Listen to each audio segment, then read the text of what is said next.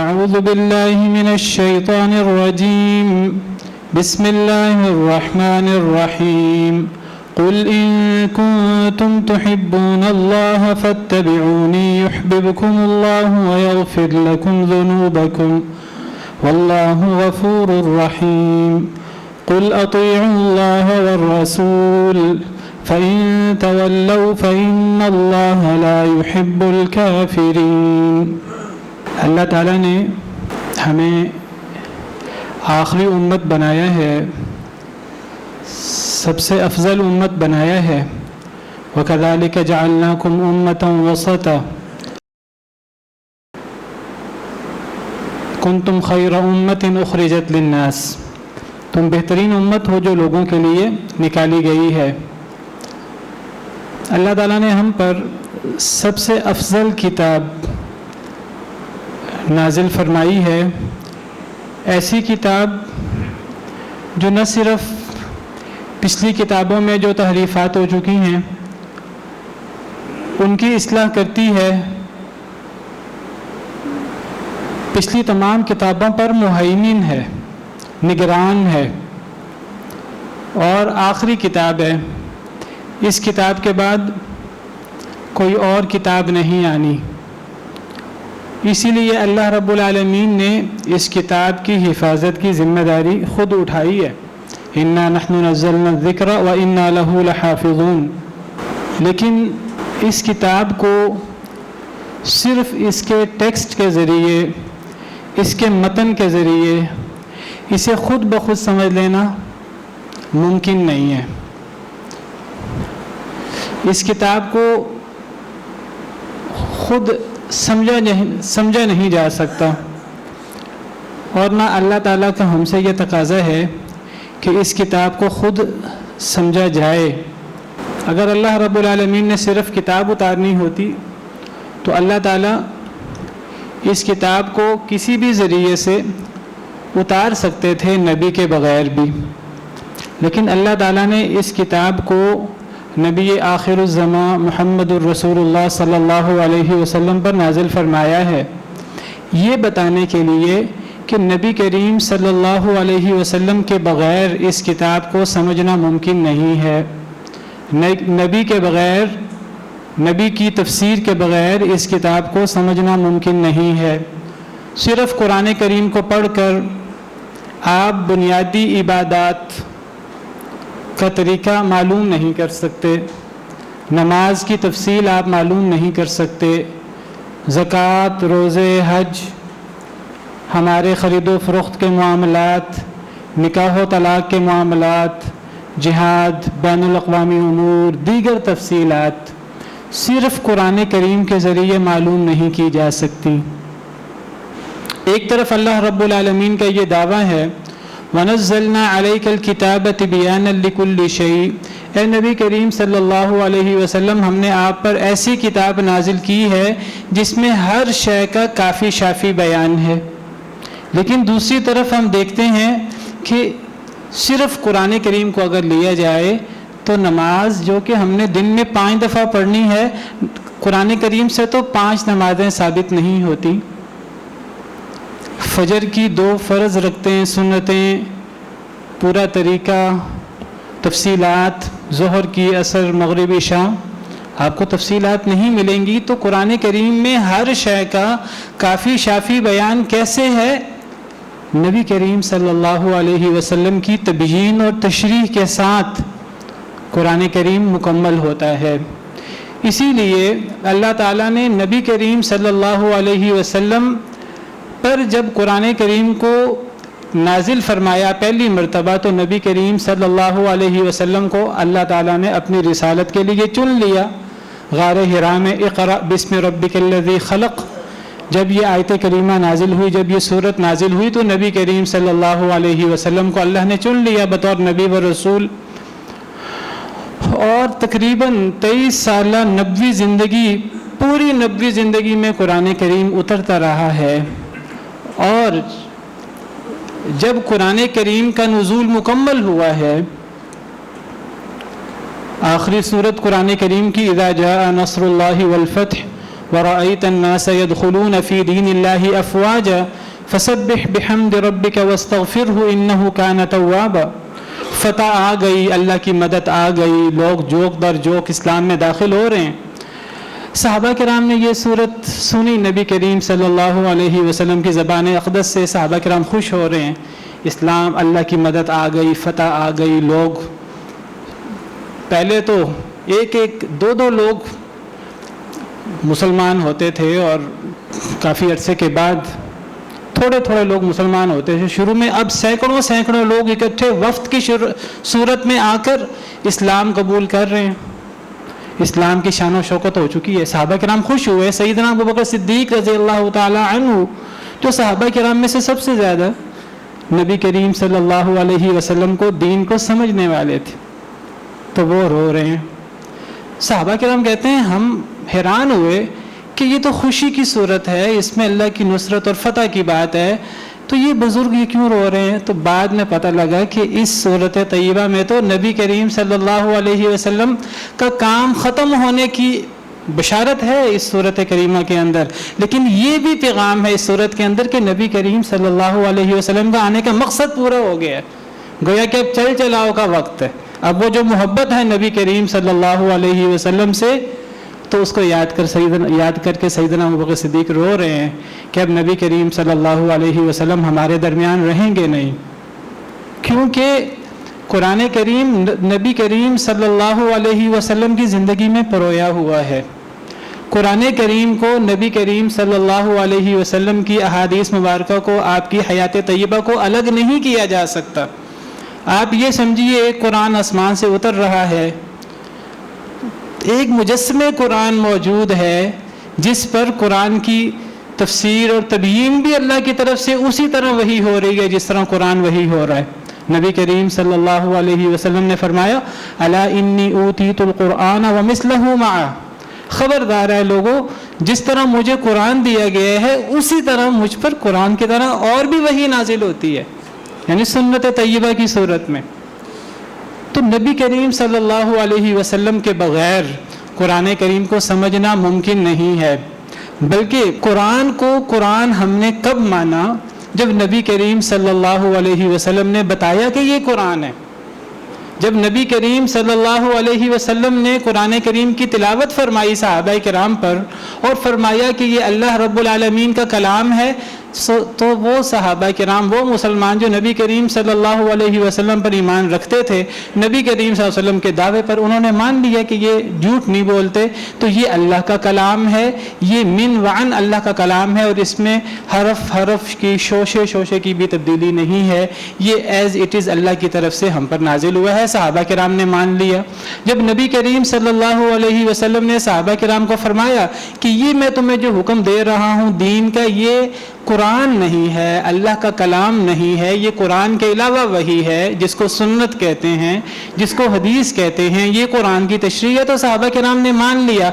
تو ہمارے لیے، امت کے لیے دین کا بنیادی سورس کون ہے؟ نبی کریم صلی اللہ علیہ وسلم۔ نبی کریم صلی اللہ علیہ وسلم کے بغیر دین مکمل نہیں ہوتا، نامکمل ہے۔ نبی کریم صلی اللہ علیہ وسلم کو اس دین سے نکالا نہیں جا سکتا۔ قرآن کریم میں کئی جگہ پر ہمیں ملے گا کہ اللہ تعالیٰ اپنی اطاعت کی بات کرتے ہیں، رسول کی اطاعت کی بات کرتے ہیں، اور اللہ فرماتے ہیں کہ جو رسول کی اطاعت کرے وہ بالکل ایسے ہے جیسے کسی نے اللہ کی اطاعت کی۔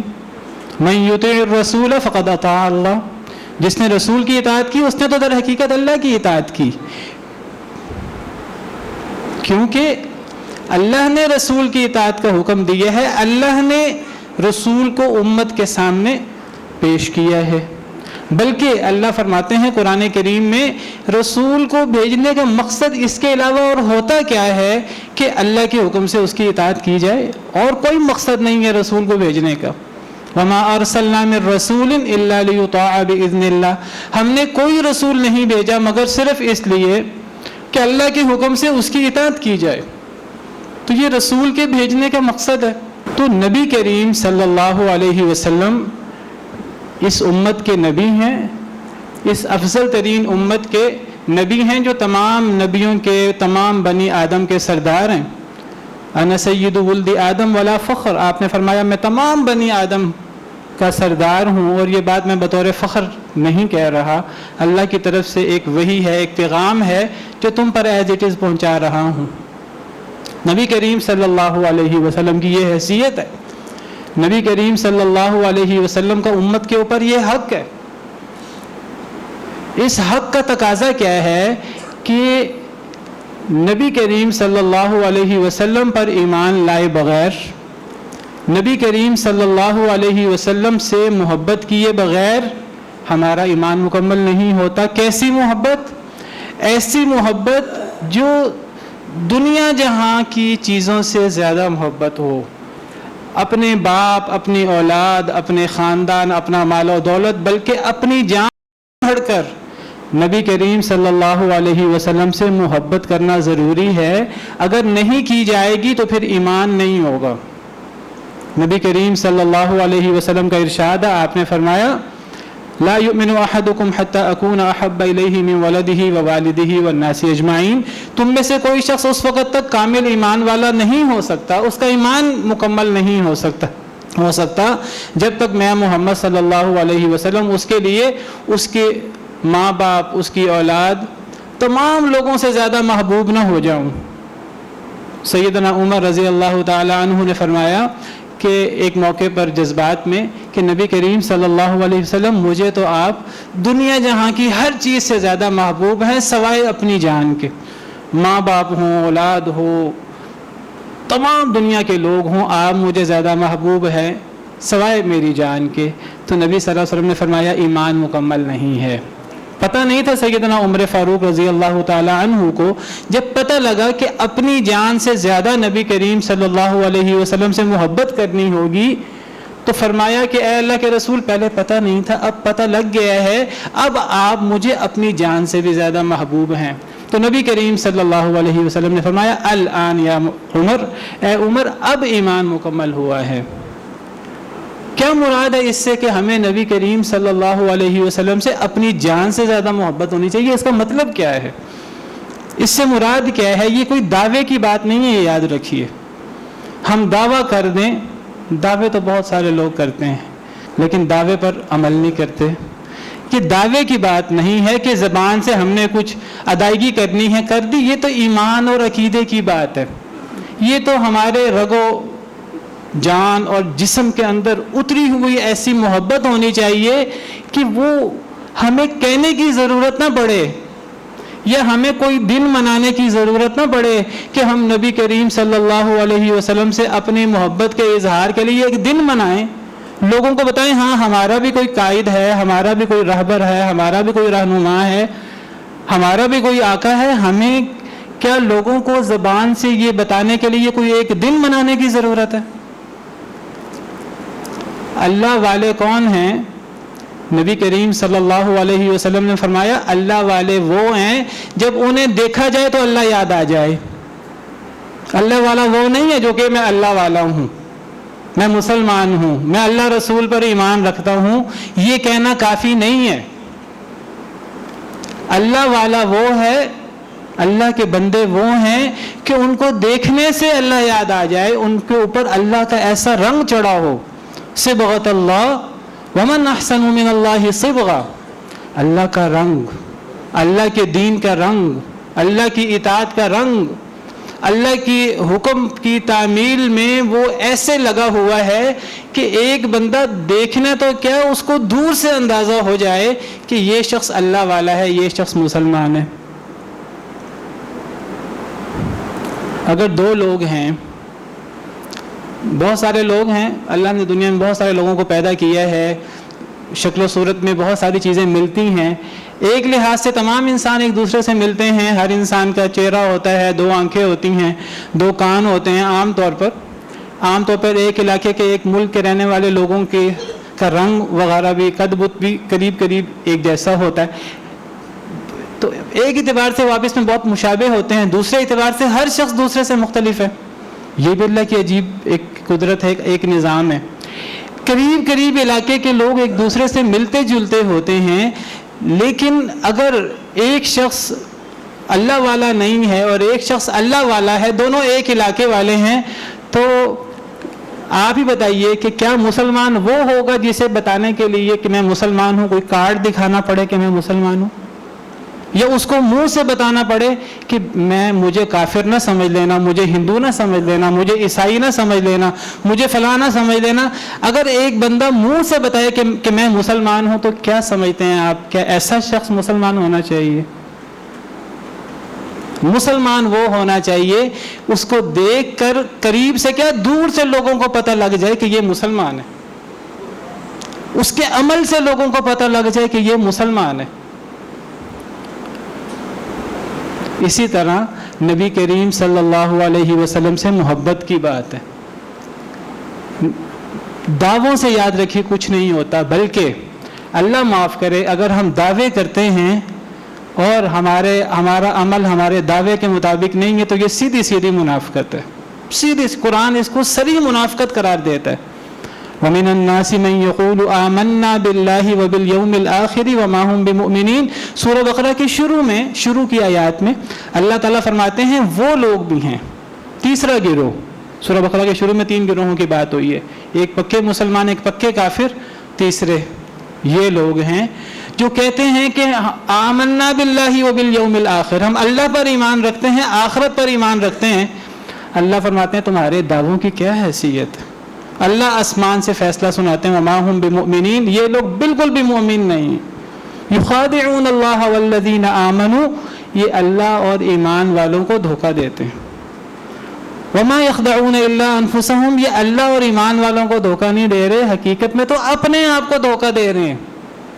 سمجھ رہے ہیں کہ ہم مسلمان ہیں، سمجھ رہے ہیں کہ ہم اللہ والے ہیں، سمجھ رہے ہیں کہ ہم رسول سے محبت کرتے ہیں، نہ یہ ایمان والے ہیں، نہ یہ اللہ والے ہیں، نہ یہ رسول کے شدائی ہیں اور رسول سے محبت کرنے والے ہیں، یہ مومن نہیں ہے۔ مومن کون ہے؟ قرآن سے پوچھئے مومن کون ہے، قرآن سے پوچھیں کہ رسول سے محبت کیا ہے، قرآن بتاتا ہے۔ میں نے جو آیت کریمہ اپنے خطبہ کے شروع میں تلاوت کی ہے، قُلْ إِن كُنتُمْ تُحِبُّونَ اللَّهَ فَاتَّبِعُونِي يُحْبِبْكُمُ اللَّهُ وَيَغْفِرْ لَكُمْ ذُنُوبَكُمْ، کہہ دیجئے اے پیارے نبی صلی اللہ علیہ وسلم، ان مسلمانوں سے کہہ دیجئے کہ اگر تمہیں اللہ سے محبت کا دعویٰ ہے، اللہ سے محبت کا دعویٰ ہے، تو یہ دعویٰ صرف اس کے لیے دعویٰ کافی نہیں ہے، اس کا عملی ثبوت دینا ہوگا۔ وہ عملی ثبوت کیا ہے؟ فَاتَّبِعُونِی، تو تمہیں میری بات ماننی پڑے گی محمد صلی اللہ علیہ وسلم کی۔ اگر ہم نے دیکھنا ہے کہ کسی شخص کو اللہ سے محبت ہے کہ نہیں، سب سے زیادہ اگر مسلمان کو محبت ہوتی ہے تو اللہ سے، وَالَّذِينَ آمَنُوا أَشَدُّ حُبًّا لِلَّهِ، سب سے زیادہ ایک مسلمان کی محبت اللہ سے ہوتی ہے، اور اللہ کے بعد سب سے زیادہ محبت نبی کریم صلی اللہ علیہ وسلم سے ہوتی۔ باقی تمام تعلق، تمام محبتیں اللہ رسول کی محبت کے تابع ہیں۔ انہوں نے حکم دیا ہو تو محبت کریں گے، نہیں دیا، انہوں نے کہا ہو کہ ان لوگوں سے اعراض کرو تو اعراض کرنا ہوگا۔ تو اللہ سے محبت کی دلیل کیا ہے؟ نبی کریم صلی اللہ علیہ وسلم کی اتباع۔ اگر اللہ سے محبت کی دلیل نبی کریم صلی اللہ علیہ وسلم کی اطاعت ہے، تو میں آپ سے پوچھتا ہوں کہ نبی کریم صلی اللہ علیہ وسلم سے محبت کی دلیل کیا ہوئی؟ دعوے زبان سے، سال میں ایک دن منا لینا، اور وہ بھی اس یعنی نبی کریم صلی اللہ علیہ وسلم نے تو محبت کا یہ طریقہ نہیں سکھایا۔ کیا ہمیں بھی غیروں کی طرح ہمیں دوسروں کو یہ باور کرانے کی ضرورت ہے کہ ہمیں اپنی ماں سے بڑی محبت ہے، چلو ماں کا دن منا لیں؟ ہم اساتذہ کا احترام کرتے ہیں، یہ قطع نظر اس کے کہ کرتے ہیں کہ نہیں کرتے، لوگوں کو بتانے کے لیے کہ اساتذہ کا احترام ہونا چاہیے، ہم ایک سال میں ایک دن منا لیں، کیا یہ اساتذہ کا احترام ہوتا ہے؟ کیا یہ ماں سے محبت ہوتی ہے؟ کیا اللہ رسول سے محبت یہ ہوتی ہے کہ سال میں ایک دن منا لیا جائے؟ اس سے بڑا دھوکہ اور اس سے بڑی منافقت کیا ہوگی؟ اگر اللہ سے محبت ہے، نبی کریم صلی اللہ علیہ وسلم سے محبت ہے، تو اس کا ہر لمحے ہمارے ایک ایک عمل سے اس کا اظہار ہونا چاہیے۔ اللہ تعالیٰ قرآن کریم میں فرماتے ہیں وَمَا كَانَ لِمُؤْمِنٍ وَلَا مُؤْمِنَةٍ إِذَا قَضَى اللَّهُ وَرَسُولُهُ أَمْرًا أَن يَكُونَ لَهُمُ الْخِيَرَةُ مِنْ أَمْرِهِمْ کسی مسلمان مرد یا عورت کے یہ لائق نہیں کہ جب اللہ یا اللہ کا رسول اس کے بارے میں کوئی فیصلہ کر دے أَن يَكُونَ لَهُمُ الْخِيَرَةُ مِنْ أَمْرِهِمْ پھر ان کے پاس کوئی اختیار باقی رہ جائے. جب اللہ کا فیصلہ آ جائے، نبی کریم صلی اللہ علیہ وسلم کا فیصلہ آ جائے، تو پھر ایک مسلمان کے پاس کوئی دوسرا اختیار باقی نہیں رہتا. وَمَن يَعْصِ اللَّهَ وَرَسُولَهُ فَقَدْ ضَلَّ ضَلَالًا مُبِينًا جو اللہ اور اللہ کے رسول کی نافرمانی کرے فَقَدْ ضَلَّ ضَلَالًا مُبِينًا تو وہ واضح گمراہ ہو گیا. تو نبی کریم صلی اللہ علیہ وسلم سے محبت یہ دعووں سے نہیں ہوتی، اس کے لیے عمل کرنا پڑتا ہے. نبی کریم صلی اللہ علیہ وسلم کے طور طریقے پر چلنا ہوگا. اگر نبی کریم صلی اللہ علیہ وسلم کے طور طریقے پر ہم نہیں چلتے تو پھر دعووں سے کچھ ثابت نہیں ہوتا. اللہ تعالیٰ فرماتے ہیں قُلْ إِن كُنتُمْ تُحِبُّونَ اللَّهَ فَاتَّبِعُونِي يُحْبِبْكُمُ اللَّهُ وَيَغْفِرْ لَكُمْ ذُنُوبَكُمْ اے نبی صلی اللہ علیہ وسلم ان سے کہہ دیجئے کہ اگر تم اللہ سے محبت کا دعویٰ رکھتے ہو تو پھر میری پیروی کرو. يُحْبِبْكُمُ اللَّهُ اللہ بھی تم سے محبت کریں گے، وَيَغْفِرْ لَكُمْ ذُنُوبَكُمْ اللہ تمہارے گناہ بھی معاف کریں گے. اگر کوئی شخص اللہ سے محبت رکھتا ہے تو نبی کریم صلی اللہ علیہ وسلم کی اطاعت کرنی ہوگی، کوشش کرنی ہوگی. اطاعت کرنے اور کوشش کرنے کے بعد کوئی کمی کوتاہی ہو جائے، ہم انسان ہیں، بندہ بشر ہیں، ہم خطا کے پتلے ہیں، کمی بیشی ہو جاتی ہے. ہمارا طریقہ کار کیا ہونا چاہیے کہ ہم اللہ رسول کی اطاعت کی کوشش کریں، ہر حکم کو ماننے کی کوشش کریں. جب ہم یہ کرنے کی کوشش کریں گے اور ہمارا منہج اور ہمارا طریقہ یہ ہوگا کہ ہم اللہ اور اللہ کے رسول کے ہر حکم پر عمل کرنے کی کوشش کرتے ہیں تو کوئی کمی کوتاہی ہوگی. اللہ فرماتے ہیں یحببکم اللہ اللہ تم سے محبت کریں گے اور کمیاں کوتاہیاں اللہ معاف کر دیں گے. واللہ غفور الرحیم اللہ تو بہت بخشنے والے، بہت رحم کرنے والے. لیکن بات یاد رکھیے اللہ کی مغفرت اور رحمت کس کے لیے ہے؟ اللہ کی مغفرت اور رحمت اس کے لیے ہے جو اللہ سے محبت کی بات تو کرے، جو اللہ سے محبت کا عملی ثبوت تو دے، جو نبی کریم صلی اللہ علیہ وسلم کی اطاعت تو کرے. ہاں اس اطاعت میں انسان کا پورا جذبہ ہو، انسان کی پوری کوشش ہو، بشری تقاضے کے تحت کمی کوتاہی ہو جائے تو اللہ فرماتے ہیں وہ کمی میں پوری کر دوں گا، میں بہت بخشنے والا رحم کرنے والا ہوں. لیکن ایک بندہ صرف دعوے کرے، نہ وہ نماز پڑھے، نہ وہ دیگر کتاب و سنت کے احکامات پر عمل کرے، نہ اپنی شخصیت، اپنا لباس، اپنا اوڑھنا بچھونا وہ نبی کریم صلی اللہ علیہ وسلم کی تعلیمات کے مطابق بنائے، اللہ رب العالمین کے احکامات کے مطابق زندگی نہ گزارے اور دعویٰ کرے کہ مجھے اللہ رسول سے بڑی محبت ہے، اللہ رسول سے بڑی محبت ہے، تو ایک منافق کو تو اللہ تعالیٰ معاف نہیں کریں گے. ایک منافق کے بارے میں تو اللہ تعالیٰ کا فرمان ہے کہ یہ مومن نہیں ہے. سیدھی سی بات، یہ دھوکہ دیتے ہیں اللہ اور ایمان والوں کو اور در حقیقت اپنے آپ کو دھوکہ دے رہے ہیں. ہاں جو کوئی جذبہ رکھے، یہ عقیدہ یہ رکھے کہ مجھے اللہ رسول کی ہر بات ماننی ہے، مجھے کتاب و سنت پر عمل کرنا ہے، اور پھر وہ عمل کرے بھی، کمی کوتاہی ہوگی تو اللہ تعالیٰ معاف کرنے والے ہیں. اگلی آیت کریمہ دیکھیے، قل اطیعوا اللہ والرسول، یہی آیت کریمہ جس میں اللہ سے محبت کی بات ہے، نبی کی اطاعت کی بات ہے. اگلی آیت کریمہ قل اطیعوا اللہ والرسول، یہ اللہ سے محبت کی عملی دلیل ہے. کہہ دیجئے اللہ اور رسول کی اطاعت کرو. یہ دوسری آیت کریمہ کا پہلا حصہ ہے. دوسرا آپ حصہ پڑھ لیجئے، آپ کے رونگٹے کھڑے ہو جائیں کہ اللہ کیا فرماتے ہیں. وہ اللہ جو غفور الرحیم ہے وہ کیا فرما رہے ہیں؟ قل اطیعوا اللہ والرسول، کہہ دیجئے اللہ اور اللہ کے رسول کی اطاعت کرو. فإن تولوا فإن اللہ لا يحب الكافرین، جو اللہ اور رسول کی اطاعت تو نہیں کرتے، دعوے جو مرضی کرتے رہیں، فإن اللہ لا يحب الكافرین، ایسے کافروں سے اللہ محبت نہیں کرتے. اب ہم مطمئن ہو جائیں، ہم غفلت کی نیند سو جائیں آنکھیں بند کر کے، یہ تو کافروں کے بارے میں آیت ہے، یہ تو مشرکین مکہ کے بارے میں اللہ نے فرمایا ہے. تو پھر ہمارے لیے اللہ نے قرآن میں یہ آیت کریمہ کیوں نازل کی؟ پڑھتے تو اس کو مسلمان ہیں، مشرکین تو اس کو پڑھتے نہیں، یہود تو اسے پڑھتے نہیں، عیسائی تو اسے پڑھتے نہیں، مشرکین مکہ تو اسے پڑھتے نہیں تھے، یہ تو مسلمان پڑھتے تھے اس کو. ہم اگر یہ شیطان کا وسوسہ ہے، یہ تو کفار کے بارے میں آیات ہے، یہ مسلمانوں کے بارے میں نہیں ہے. مسلمان بس دعویٰ کر دے منہ سے تو کافی ہے. اللہ معاف کرے، اس سے بڑا شیطان کا وسوسہ کیا ہو سکتا ہے؟ اس سے بڑا شیطان کا دھوکہ کیا ہو سکتا ہے؟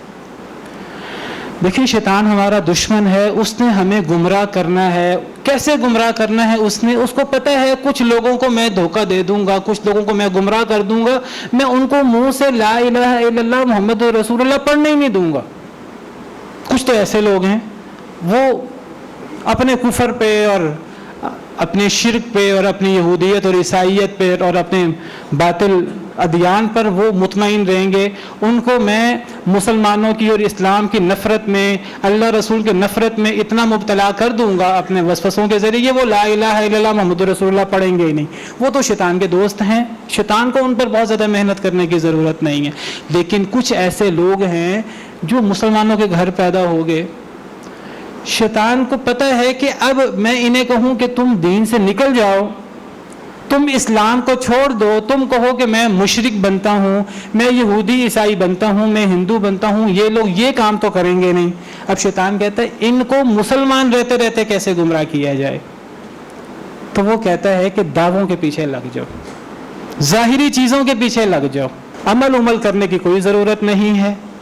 اصل جو محبت رسول کے تقاضے ہیں، اللہ تعالیٰ کی محبت کے تقاضے ہیں، اس پر تو غور کرنے کی ضرورت ہی کوئی نہیں ہے. قرآن کو پڑھنے کی ضرورت ہی کوئی نہیں ہے، حدیث مبارکہ کو پڑھنے کی ضرورت نہیں، وہ تو علماء کا کام ہے. اگر ہم عوام پڑھیں گے تو گمراہ ہو جائیں گے. اللہ معاف کرے، یہ سمجھتے ہیں لوگ، مسلمان سمجھتے ہیں ہم قرآن پڑھیں گے، حدیث پڑھیں گے تو گمراہ ہو جائیں گے. بھئی اگر قرآن حدیث پڑھنے سے تم گمراہ ہو جاؤ گے تو اللہ نے قرآن حدیث کس کے لیے نازل کیا ہے؟ کفار کے لیے نازل کیا ہے؟ آپ کے علماء کے لیے نازل کیا؟ بھئی علماء کے لیے نازل کیا ہے، وہ قرآن و سنت میں تدبر کریں. علماء تو عالم ہیں، وہ تو کتاب و سنت میں تدبر کریں گے گہری باتوں میں. عام مسلمانوں کے لیے قرآن و حدیث نہیں ہے، ان کے لیے پھر علماء تو بہت تھوڑے ہوتے ہیں. بھئی قرآن و حدیث اللہ نے تمام مسلمانوں کے لیے نازل کیا ہے. اللہ رسول کی بات تمام مسلمانوں پر حجت ہے. کتنی سادہ سی بات ہے. بھئی جب ہم لا الہ الا اللہ محمد رسول اللہ پڑھتے ہیں تو لا الہ الا اللہ محمد رسول اللہ کا جو تقاضا ہے، لا الہ الا اللہ کلمہ توحید ہے، محمد رسول اللہ نبی کریم صلی اللہ علیہ وسلم پر ایمان لانے کی بات ہے. اور آپ پر ایمان کیا ہے؟ آپ کی اطاعت، آپ کی بات ماننا. ایک عام شخص کے کہ بھئی میں تو نبی کی بات نہیں مان سکتا، میں تو ایک عامی مسلمان ہوں، یہ تو علماء کا کام ہے. آپ بتائیے اس سے بڑی گمراہی کیا ہوگی؟ کیا سارے صحابہ کرام علماء تھے؟ کیا کبھی کسی صحابی نے، آپ نے کبھی سنا ہو کہ کسی صحابی کو نبی کریم صلی اللہ علیہ وسلم نے کوئی حکم دیا ہو اور وہ صحابی آگے سے کہ میں تو عامی شخص ہوں، یہ حکم تو میرے لیے نہیں ہے، یہ تو حضرت عمر جیسے لوگوں کے لیے ہے، یہ تو سیدنا ابن مسعود جیسے لوگوں کے لیے، یہ تو اقرأ الصحابہ سیدنا ابی بن کعب کے لیے، یہ تو حلال و حرام کے ماہر حضرت معاذ بن جبل کے لیے حکم ہے، یہ تو سیدنا علی کے لیے ہے، یہ حکم ہمارے لیے تو نہیں ہے، ہم تو عامی مسلمان ہیں. آج ایک عامی مسلمان یہ بات کیوں کہتا ہے کہ کتاب و سنت پڑھ کے ہم گمراہ ہو جائیں گے؟ شیطان کا وسوسہ ہے، سیدھی سی بات ہے. اس سے بڑا شیطان کا وسوسہ اور کیا ہو سکتا ہے؟ تو جب تک نبی کریم صلی اللہ علیہ وسلم کی پیروی نہیں کی جائے گی ایک ایک چیز میں، تب تک نبی کریم صلی اللہ علیہ وسلم سے محبت کا دعویٰ جھوٹا دعویٰ ہے. اس کو سمجھ لیجئے اچھے طریقے سے. اور اگر آپ نبی کریم صلی اللہ علیہ وسلم کی پیروی کرتے ہیں اور آپ عملی مسلمان ہیں، آپ پریکٹیکل مسلمان ہیں، تو آپ کو اپنے محبت کے دعووں کے لیے یہ غیروں سے کچھ چیزیں، کچھ دن، کچھ تہوار مستعار لینے کی ضرورت نہیں ہے. سال میں ایک دن مسلمان نہیں مناتے کبھی بھی نبی صلی اللہ علیہ وسلم کی محبت کے نام پر. یہ عیسائی مناتے ہیں، ان کے ہاں کرسمس ڈے ہے، مسلمانوں کے ہاں یہ نہیں تھا. جو یہ دن مناتے ہیں وہ خود دعویٰ کرتے ہیں، ان کا خود کہنا ہے کہ شروع کے 300 سال میں، 400 سال میں، 500 سال میں یہ دن نہیں منایا جاتا تھا. اگر نہیں منایا جاتا تھا تو ہم کیوں مناتے ہیں پھر؟ اس لیے ہم مناتے ہیں کہ ہم پورے سال میں اللہ رسول کی تعلیمات پر عمل نہیں کرتے. ہمیں شیطان نے لالی پاپ دیا ہے کہ آپ سال میں ایک دن منا لو، پار لگ جاؤ گے. اللہ کو دھوکہ دے رہے ہیں ہم. کس کو دھوکہ دے رہے ہیں؟ کوئی نماز پڑھے نہ پڑھے یہ دن منا لے تو وہ کامیاب ہو جائے گا، ایسے تو نہیں ہے. صحابہ کرام رضوان اللہ علیہم اجمعین کس طرح نبی کریم صلی اللہ علیہ وسلم سے محبت کرتے تھے. وہ بھی دعویٰ کرتے تھے ہم اللہ رسول سے محبت کرتے ہیں، لیکن آپ کو صحابہ کرام میں بہت سارے دعوے نہیں ملیں گے. جتنے دعوے آج ہمارے دور میں ملتے ہیں صحابہ کرام میں آپ کو شاید اس پہ 1% اتنے دعوے نہ ملیں کہ وہ نبی صلی اللہ علیہ وسلم سے محبت کرتے ہیں، لیکن آپ کو مثالیں 1000 گنا زیادہ مل جائیں گی ہمارے دور سے. وہ نبی کریم صلی اللہ علیہ وسلم کے احکام کے لیے، آپ کے حکم پر عمل کرنے کے لیے جان تک قربان کر دیتے تھے، پرواہ نہیں کرتے تھے. یہ آپ سے محبت کا اصل ثبوت ہے. نبی کریم صلی اللہ علیہ وسلم خطبے کے لیے کھڑے ہوئے، صحیح حدیث مبارکہ میں ہے، آپ نے جب خطبہ شروع کرنے لگے آپ نے فرمایا سب بیٹھ جاؤ. سیدنا ابن مسعود رضی اللہ تعالیٰ عنہ دروازے پہ موجود تھے، انہوں نے سنا ادھر ہی کہ نبی صلی اللہ علیہ وسلم نے فرمایا بیٹھ جاؤ. وہ وہیں بیٹھ کے دروازے کے اوپر، نہ اندر ہیں پوری طرح نہ پوری طرح باہر ہیں. تو نبی صلی اللہ علیہ وسلم نے فرمایا اے ابن مسعود اندر آ کے بیٹھ جاؤ. میرا مطلب یہ نہیں ہے کہ جو جہاں ہیں وہی بیٹھ جائے، میرا مطلب یہ تھا کہ کوئی کھڑا نہ ہو، بیٹھ جاؤ آ کر. اگر ابھی آپ درمیان میں تھے تو یعنی صحابہ کرام رضوان اللہ علیہم اجمعین نبی صلی اللہ علیہ وسلم کے حکم پر عمل کرنے میں کوئی وقت نہیں لگاتے تھے. کوئی اگر مگر کوئی وقت، کوئی سہولت مل جائے، کوئی آسانی مل جائے، یہ نہیں ہو سکتا، یہ نہیں ہو سکتا، کیا یہ فرض ہے، کیا یہ واجب ہے، کیا یہ مباح ہے، کیا اس سے چھٹکارا نہیں ہو سکتا. صحابہ کرام یہ نہیں سوچتے تھے، وہ تو عمل کرنے کا سوچتے تھے. نبی کریم صلی اللہ علیہ وسلم نے ایک صحابی کو دیکھا، انہوں نے سونے کی انگوٹھی پہنی ہوئی ہے. تو نبی صلی اللہ علیہ وسلم ناراض ہوئے، فرمایا کہ کیا تم میں سے کوئی شخص آپ کا انگارہ اپنے ہاتھ میں لیے ہوئے پھرتا ہے؟ نبی کریم صلی اللہ علیہ وسلم نبی تھے اور صحابہ کرام کے بارے میں آپ کو اعتماد تھا کہ صحابہ کرام محبت کرتے ہیں، آپ کے ایک ایک حکم پر جان چھڑکتے ہیں. نبی صلی اللہ علیہ وسلم نے صرف زبان سے روکنے کی بجائے ہاتھ سے انگوٹھی پکڑ کر پھینک دی، صحابی کے ہاتھ سے اتار کر. اور آپ یہ بات فرما کر چلے گئے تو صحابہ کرام اس صحابی سے کہنے لگے کہ نبی کریم صلی اللہ علیہ وسلم، دیکھیں سونے کی انگوٹھی ہے، ایک قیمتی چیز، اور وہ آپ دور یاد رکھیے کتنی غربت کا دور ہے. صحابہ کرام کہہ رہے ہیں دوسرے صحابہ کہ نبی صلی اللہ علیہ وسلم نے تمہیں سونے کی انگوٹھی پہننے سے منع کیا ہے، تم اس سونے کی انگوٹھی کو اٹھا لو اور تم اس کو نہ پہننا، اپنی بیوی کو پہنا دو، اپنی بچیوں کو پہنا دو، یا اس کو بیچ کر اس کو کسی کام پہ لے آؤ. سونا ہے، قیمتی چیز ہے، اس کو پہنو نہیں. نبی کریم صلی اللہ علیہ وسلم نے پہننے سے منع کیا ہے. وہ صحابی کیا فرماتے ہیں؟ وہ فرماتے ہیں کہ اللہ کی قسم جس کو نبی صلی اللہ علیہ وسلم نے پھینک دیا ہے میں تو نظر اٹھا کے نہیں دیکھ سکتا اس کو. آپ سے محبت تو یہ ہے، اس محبت کے لیے دعوے کرنے کی ضرورت نہیں ہے، اس محبت کے لیے سال میں کوئی دن منانے کی ضرورت نہیں ہے. اللہ سے دعا ہے کہ اللہ تعالی ہم مسلمانوں کو نبی کریم صلی اللہ علیہ وسلم سے حقیقی محبت اللہ تعالی ہمیں نصیب فرمائے. سورہ یونس میں اللہ رب العالمین کا ارشاد ہے، اللہ تعالیٰ فرماتے ہیں یا ایھا الناس قد جاءکم موعظۃ من ربکم وشفاء لما فی الصدور وہدی ورحمۃ للمؤمنین. اے لوگو تمہارے پاس تمہارے رب کی طرف سے نصیحت آ چکی، سینوں کی شفا آ چکی، جو ہدایت بھی ہے اور جو رحمت بھی ہے ایمان والوں کے لیے. کیا مراد ہے قرآن؟ اللہ تعالیٰ احسان جتلا رہے ہیں کہ اے مسلمانوں ہم نے تم پر بہت بڑا احسان کیا ہے، تمہیں قرآن جیسی دولت، قرآن جیسی نعمت دی ہے. پھر اللہ کیا فرماتے ہیں کہ اب ایمان والوں کو کیا کرنا چاہیے؟ ایک بات تو واضح ہے کہ قرآن جیسی دولت نازل ہونے کا مطلب ہے قرآن پر عمل کیا جائے، لیکن ساتھ اللہ تعالیٰ فرماتے ہیں قُلْ بِفَضْلِ اللَّهِ وَبِرَحْمَتِهِ فَبِذَلِكَ فَلْيَفْرَحُوا. اے اللہ کے نبی صلی اللہ علیہ وسلم آپ فرما دیجئے کہ اللہ کے فضل اور اللہ کی رحمت پر ایمان والوں کو خوش ہونا چاہیے. یعنی ایمان والوں کو قرآن کریم کو بوجھ نہیں سمجھنا چاہیے.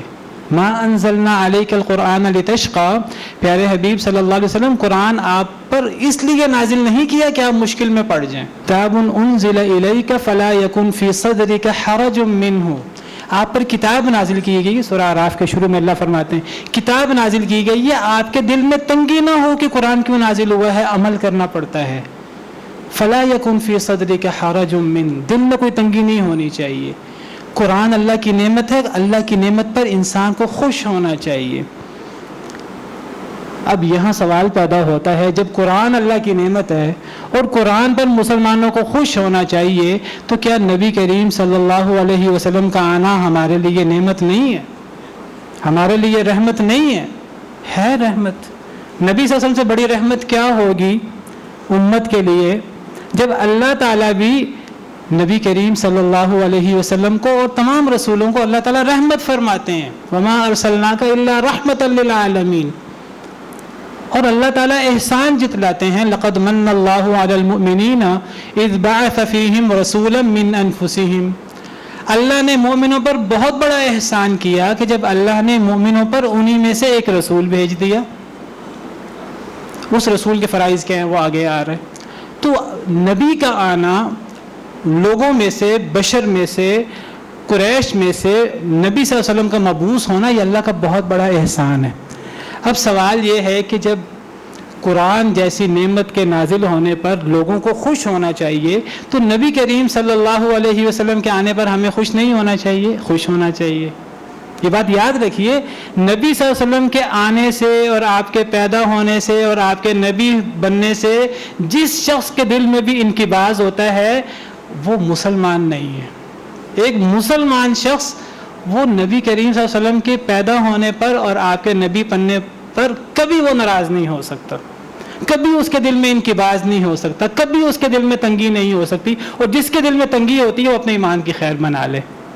سوال اصل میں یہ نہیں ہے، یہ خلط مبحث ہے جو کی جاتی ہے. ہم نبی کریم صلی اللہ علیہ وسلم جو اللہ کی بہت بڑی رحمت ہیں، ہم آپ کی خوشی میں یہ کام کرتے ہیں، آپ کے آنے کی خوشی میں. غلط بات ہے.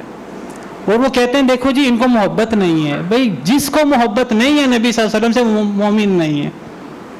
جس کو قرآن سے محبت نہیں ہے، قرآن کے آنے کی خوشی نہیں ہے، جس کو نبی صلی اللہ علیہ وسلم کے آنے کی، نبی صلی اللہ علیہ وسلم کے نبی بننے کی خوشی نہیں ہے، مومن نہیں ہے.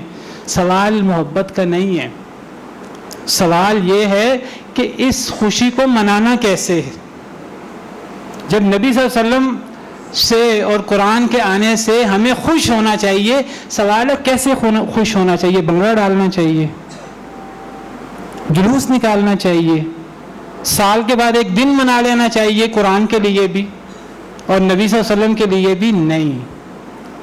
قرآن کا آنا یہ اللہ کا انعام ہے. اللہ نے حکم دیا ہے قرآن کی خوشی مناؤ. قرآن کے آنے کی، قرآن کی خوشی کیسے منانی ہے؟ قرآن پہ عمل کر کے. اور کیسے منانی ہے؟ اللہ تعالیٰ نے قرآن میں حکم فرمایا ہے کہ جس رات قرآن نازل ہوا ہے وہ لیلۃ القدر ہے. اس لیلۃ القدر کو اللہ کی عبادت کرو. لیلۃ القدر خیر من الف شہر، 1000 مہینوں سے افضل رات ہے. اس رات قیام کرو، اس رات اللہ کی عبادت کرو. اس رات فرشتے نازل ہوتے ہیں. جو اس رات قیام کر گیا، من قام لیلۃ القدر ایمانا واحتسابا غفر له ما تقدم من ذنبی، پچھلے سارے گناہ معاف ہو گئے. حدیث ہے صحیح بخاری صحیح مسلم کی. ہم قرآن کے نزول کی رات کو مناتے ہیں، سال بعد مناتے ہیں. اس لیے نہیں مناتے غیر مناتے ہیں، اس لیے مناتے ہیں کہ اللہ رسول کا حکم ہے. اسی طرح نبی کریم صلی اللہ علیہ وسلم کے آنے کی خوشی میں ہمیں آپ کی خوشی منانی ہے. اس طرح منانی ہے جس طرح اللہ رسول نے حکم دیا ہے. کیا اللہ رسول نے ہمیں نہیں بتایا؟ یہ تو ایمان کی بات ہے. یہ تو اللہ ہمیں خوش ہونے کا حکم دیتے ہیں. اللہ نے ہمیں خوش ہونے کا حکم تو دیا اور ہمیں بتایا ہی نہیں ہم کیسے خوش ہوں.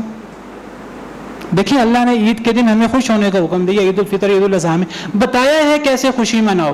ایک بندہ کہ میں تو عید الفطر میں کنسرٹ کروں گا، میں تو بگڑا ڈالوں گا، یہ کوئی خوشی نہیں ہے. اللہ نے جو خوشی کے دن رکھے ہیں اللہ نے اس کا طریقہ کار بتایا ہے، وہ عبادت ہے. تو نبی کریم صلی اللہ علیہ وسلم کے آنے پر ہمیں خوش ہونا چاہیے. اللہ نے آپ ہم پر بہت بڑی رحمت ہے، اللہ کی بہت بڑا احسان ہے. تو تو وہ دن کیسے منانا ہے؟ یہ عبادت ہے، اور عبادت کا طریقہ اللہ نے بتایا ہے۔ اگر ہم اللہ کے بتائے ہوئے طریقے کو چھوڑ کر، نبی صلی اللہ علیہ وسلم کے بتائے ہوئے طریقے کو چھوڑ کر بنگڑے ڈالنا شروع کر دیں، جلوس نکالنا شروع کر دیں، اپنی مرضی سے وہ دن کو منانا شروع کر دیں، تو کیا اللہ راضی ہو جائیں گے؟ کیا نبی صلی اللہ علیہ وسلم سے محبت کا ثبوت ہو جائے گا؟ ہرگز نہیں۔ میں تو سمجھتا ہوں کہ یہ نبی صلی اللہ علیہ وسلم کی تعلیمات کو پس پوچھ ڈالنے کی بات ہے، اور اپنی من مانی چیزوں پر کو دین بنانے والی بات ہے۔ نبی صلی اللہ علیہ وسلم نے بتایا ہے کہ نبی صلی اللہ علیہ وسلم کے آنے کی خوشی میں، آپ کے پیدا ہونے کی خوشی میں، آپ کے نبی بننے کی خوشی میں ہمیں کیا کرنا ہے، نبی صلی اللہ علیہ وسلم نے بتایا ہے۔ آپ سے سوال ہوا کہ آپ سوموار کے دن روزہ رکھتے ہیں، کیوں روزہ رکھتے ہیں؟ کیا فرمایا آپ نے؟ فیہ ولدت وفیہ انزل علیہ، دو باتیں آپ نے فرمائی۔ میں سوموار کو روزہ دو وجہ سے رکھتا ہوں، ایک تو میں اس دن پیدا ہوا، اور نمبر دو اس دن مجھے نبی بنایا گیا۔ یعنی آپ کی پیدائش کی خوشی میں اور آپ کے نبی بننے کی خوشی میں نبی کریم صلی اللہ علیہ وسلم کیا کرتے تھے؟ روزہ رکھتے تھے۔ اب نبی صلی اللہ علیہ وسلم کے دین کے بتائے ہوئے طریقے کو چھوڑ کر ہم کے روزہ تو ہم نہیں رکھ سکتے، اس کے لیے تو صبح سے شام تک جو ہے وہ ہمیں بھوکا پیاسا رہنا پڑے گا، پابندیاں برداشت کرنی پڑیں گی، سال میں 52 دفعہ یہ کام کرنا پڑے گا۔ یہ کام تو مشکل ہے، ہم آسان کام کر لیتے ہیں جو عیسائی کرتے ہیں۔ وہ سال میں ایک دن کرسمس منا لیتے ہیں، ہم بھی سال میں ایک دن منا لیتے ہیں۔ وہ طریقہ کار ہم نے اپنایا جو نبی صلی اللہ علیہ وسلم نے نہیں اپنایا، جو صحابہ کرام نے نہیں اپنایا، جو ہمارے ائمہ کرام نے نہیں اپنایا، جو کئی صدیوں تک نہیں اپنایا گیا۔ آج ہم وہ طریقہ اپناتے ہیں، اور آج ہم کہتے ہیں جو اس طریقے سے نبی سے محبت نہ کرے تو وہ کیسا مسلمان ہے۔ آج تو شیطان کے علاوہ سارے خوشیاں منا رہے ہیں۔ اللہ معاف کرے، اللہ معاف کرے۔ نبی صلی اللہ علیہ وسلم تو 12 ربیع الاول کو خوشی نہیں مناتے تھے، اور پھر نبی صلی اللہ علیہ وسلم تو 12 ربیع الاول کو فوت ہوئے ہیں۔ 12 ربیع الاول کو آپ کا پیدا ہونا یقینی نہیں ہے۔ زیادہ علماء کی رائے ہے کہ آپ 9 ربیع الاول کو پیدا ہوئے ہیں۔ مولانا احمد رضا خان صاحب جو بریلیوں کے رہبر رہنما ہیں، وہ کہتے ہیں آپ 8 ربیع الاول کو پیدا ہوئے ہیں۔ پیرانے پیر جن کو پیر عبد القادر جیلانی کہتے ہیں، وہ کہتے ہیں آپ محرم میں پیدا ہوئے ہیں، اور 12 ربیع الاول کو تو آپ فوت ہوئے ہیں، اس میں سب کا اتفاق ہے۔ تو نبی صلی اللہ علیہ وسلم جس دن فوت ہوئے اس دن ہم خوشیاں منا رہے ہیں، اور نبی صلی اللہ علیہ وسلم سے محبت کے نام پر اس دن مدینہ طیبہ کی کیا حالت تھی، صحابہ کرام کی کیا حالت تھی۔ سیدنا عمر رضی اللہ تعالیٰ عنہ اپنے حواس میں نہیں تھے، کہہ رہے تھے جو یہ کہے گا کہ نبی کریم صلی اللہ علیہ وسلم فوت ہوئے ہیں، میں اس کی گردن اڑا دوں گا۔ وہ تو حضرت ابوبکر صدیق نے آ کر بتایا، سمجھایا، قرآن کی آیت پڑھی کہ ہمارا اصل تعلق اللہ کے ساتھ ہے۔ وما محمد الا رسول قد خلت من قبله الرسل افإن مات او قتل انقلبتم على اعقابكم۔ سیدنا عمر کہتے ہیں مجھے ایسے لگا جیسے یہ آیت آج نازل ہوئی ہے، ایسے وہ بیٹھ گئے اور ڈھہ گئے جیسے جان نکل گئی ہو۔ تو صحابہ کرام کی تو یہ کیفیت تھی، اور ہم اس دن عید منائیں اور ہم اس کو ایک عید کا نام دیں، تو ہم مسلمانوں کا کیا کام ہے کہ ہم نبی کریم صلی اللہ علیہ وسلم سے، اللہ سے ویسے محبت کریں جس طرح اللہ اور اللہ کے رسول نے حکم دیا ہے۔ اللہ تعالی ہمیں اپنے سے اور نبی کریم صلی اللہ علیہ وسلم سے حقیقی محبت نصیب فرمائے۔